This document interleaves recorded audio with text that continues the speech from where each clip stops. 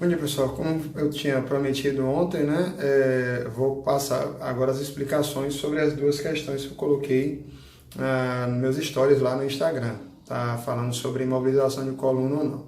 Em primeiro lugar, o que é que nós temos de novidade, né? Nós temos a publicação recente de um artigo na revista, no jornal de emergência, de cuidados pré-hospitalares de urgência, né, de emergência, é uma revista norte-americana, que traz o consenso de algumas sociedades, de alguns grupos que trabalham com o ensino, né, com a pesquisa em relação ao atendimento a vítimas de trauma. Então, entre eles estão o Colégio Norte-Americano de Cirurgiões, está a NAINTI, que faz parte do colégio, está o grupo que trabalha com serviço de emergências médicas.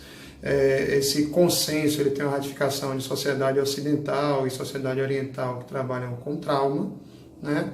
Então vale a pena estar atento a isso. Não é nenhuma novidade, não é nenhuma novidade. Eu venho falando isso desde o começo do ano, alguns outros colegas também, que a imobilização em coluna vem sofrendo alguns questionamentos em relação ao uso indiscriminado de prancha, o uso indiscriminado de cola cervical. Então, até hoje nós trabalhamos com a presunção, com base no mecanismo do trauma, na biocinemática do trauma, de que toda vítima que sofre um acidente com mecanismo de lesão importante, ele é um potencial vítima de trauma cervical.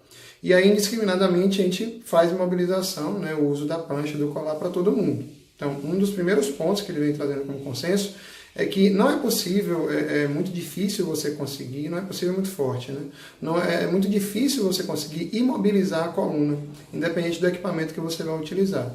Então, o termo que ficou mais aceito entre esse grupo e nesse consenso é o termo de restrição da mobilidade da coluna. Tá? Então, com o uso do colar cervical, com o uso da prancha longa, ou com o uso da maca a vácuo, da maca tipo scoop, que é a maca tesoura ou maca colher, né? Ou com o uso da própria maca da ambulância, tá? Maca escamoteável, maca dobrável, você consegue fazer restrições do movimento da coluna. Então, até hoje a gente usava basicamente a prancha longa como elemento de imobilização da coluna vertebral como um todo, tá? Mas a gente começa a se questionar se a prancha é mesmo útil, porque a prancha ela traz alguns efeitos adversos. Por exemplo, o tempo longo de permanência na prancha favorece as úlceras de decúbito. Tá? Além disso, pacientes que fizeram cirurgia bariátrica têm maior chance de desconforto respiratório por ficar muito tempo na posição supina. Então, assim, o artigo que fala sobre isso daqui, tá? Do Journal Pre-Hospital Emergency Care, estou até falando em inglês agora, do jornal, né, de cuidados pré-hospitalares em emergência, tá? Ele fala justamente sobre essa questão da restrição de movimento da coluna em vítimas de trauma, tá?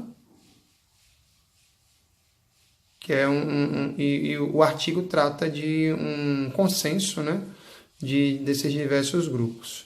Prontamente, nós traduzimos esse material, tá? Aqui a tradução, certo? Que traz 10 consensos base, né? 10 itens de consenso sobre a questão da lesão da coluna. Eu vou utilizar aqui um material que é o material do PHTLS, 8ª edição, justamente um algoritmo que fala sobre isso para responder as questões de ontem, tá? Então, assim, em relação a indicações para imobilização da coluna, ele traz em duas situações, ou o trauma é fechado ou o trauma é penetrante, tá? Trauma penetrante na cabeça, pescoço ou tronco. Vamos falar logo do trauma penetrante, que é mais rápido. Em relação ao trauma penetrante, se o paciente tem alguma queixa ou déficit neurológico, você prontamente imobiliza e faz o transporte rápido dessa vítima, tá? Se não há nenhuma queixa ou déficit neurológico, a imobilização está contraindicada e deve ser feito o transporte rápido, tá? Então, raramente uma situação de trauma penetrante, tiro, facada, empalamento, vai causar uma lesão instável da coluna. As lesões são definitivas nas lesões penetrantes. Ou causou o dano neurológico ou não causou o dano neurológico, tá? Por isso, né, que vem essa recomendação de você imobilizar ou não imobilizar, ok? Em relação ao trauma fechado, que é justamente essa coluna do lado de cá, a primeira questão é sobre o nível de consciência. Se o nível de consciência do paciente está, ou a escala de Como de Glasgow, né, está abaixo de 15, deve-se indicar a imobilização por uma questão de precaução, certo? E transportar rapidamente a vítima. Não, o Glasgow do paciente está normal, tá? Um Glasgow 15, certo? Sem nenhuma alteração de pupila, sem nenhuma queda dos 3 itens de Glasgow, tá? Aí você vai avaliar, existe dor, sensibilidade na coluna vertebral? Existe alguma queixa ou déficit neurológico? Quando a gente fala de queixa ou déficit neurológico, é o paciente relatar uma parestesia, uma dormência, relatar que não está mexendo as pernas, não consegue mexer determinado membro, um braço, etc. Ok? Ou existe alguma deformidade anatômica na coluna? Se existe, deve ser feita imobilização e o transporte rápido desse paciente. Ok?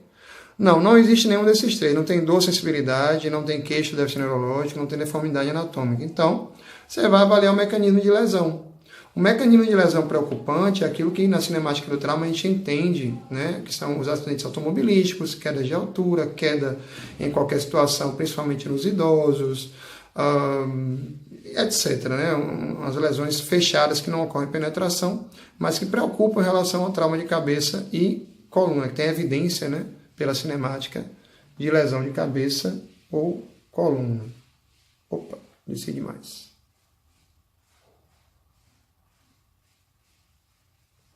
Então, assim, se não existe um mecanismo de lesão preocupante,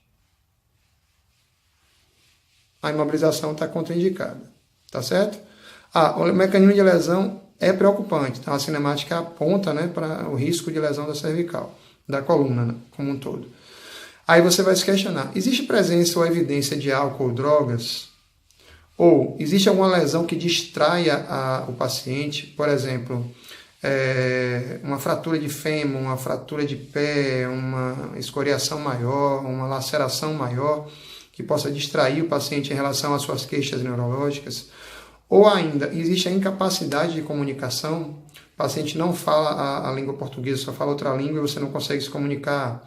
O paciente é um deficiente auditivo e você não sabe falar Libras, né? Que é uma deficiência nossa.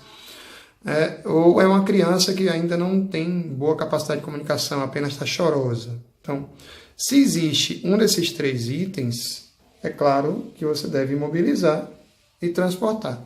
Agora, mesmo que o mecanismo de lesão seja preocupante, tá? Mas ele não usou nem álcool nem drogas, não tem nenhuma lesão que distraia ou não há nenhuma incapacidade de comunicação, não está indicada a imobilização da coluna vertebral. Você pode fazer o transporte sem imobilização, porque o risco é praticamente nulo.